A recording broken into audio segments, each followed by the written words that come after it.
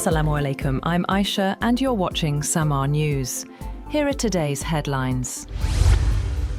US President Donald Trump has suggested that the ongoing US military campaign against Iran could wrap up in as little as 2 to 3 weeks. Speaking to reporters, he claimed that key objectives, including limiting Iran's nuclear capabilities, have been achieved. Trump stated that US airstrikes against Iran, conducted in coordination with Israel, have largely accomplished their mission, adding that US forces now dominate Iranian skies. The president also claimed that senior Iranian political and military leaders have been removed. US Secretary of State Marco Rubio echoed a cautiously optimistic tone, confirming that the US is exchanging messages with Iran. He told Fox News host Sean Hannity that there are talks going on and the finish line is in sight. President Donald Trump has urged countries that stayed out of strikes on Iran to secure their own oil supplies, even calling on them to take control in the Strait of Hormuz. In remarks targeting allies, he singled out the United Kingdom and France for not supporting US actions as the conflict disrupts global energy flows. Trump also pushed American oil exports as an alternative, warning that countries may need to act independently as tensions continue to rise. Meanwhile, Iran's Revolutionary Guards say they will begin targeting US companies in the region from April 1st in retaliation for ongoing attacks. The list includes major firms such as Microsoft, Google, Apple, Intel, IBM, Tesla, and Boeing.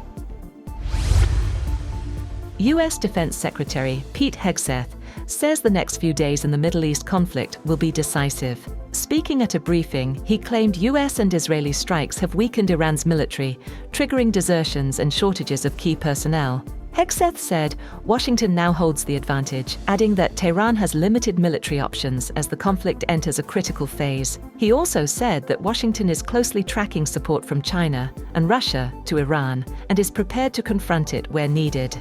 He did not detail the actions, but said the US is actively mitigating and responding to any such involvement.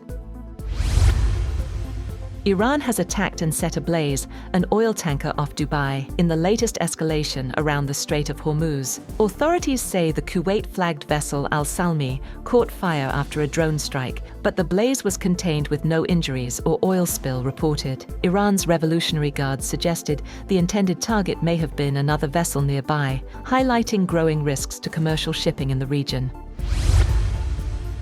Pakistan's Foreign Minister Ishaq Dar and his Chinese counterpart Wang Yi have called for an immediate ceasefire in the Gulf and wider Middle East, urging swift peace talks. In a joint initiative, both sides stressed the need to ensure safe passage for ships and crews in the Strait of Hormuz. The appeal comes as part of a 5-point plan aimed at restoring stability amid growing international efforts to contain the conflict.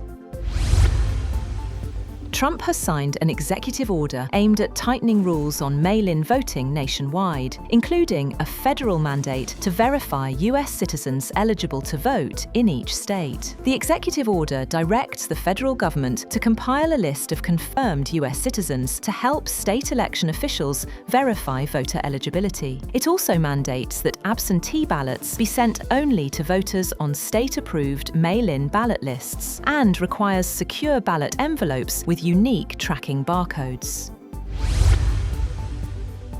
And oil has tumbled more than 3%, reversing earlier gains as persistent Middle East volatility unnerved markets, even amid reports the US-Israeli war with Iran could be winding down. The front-month Brent contract for June fell $3.33, or 3.2%, to $100.64 per barrel. US West Texas Intermediate crude futures for May slipped $3.34, or 3.3%, to $98.04 per barrel. Prices rose earlier in the day, but turned lower as uncertainty over the Middle East conflict prompted investors to lock in gains.